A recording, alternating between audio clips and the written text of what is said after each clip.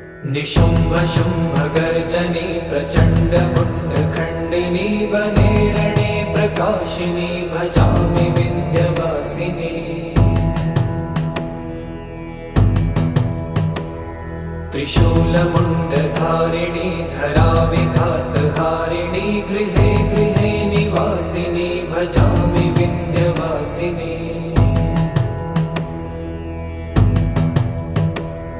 दरिद्र दुःखहारिणी सदा विभूतिकारिणी वियोगशोकहारिणी भजामि विन्ध्यवासिनी।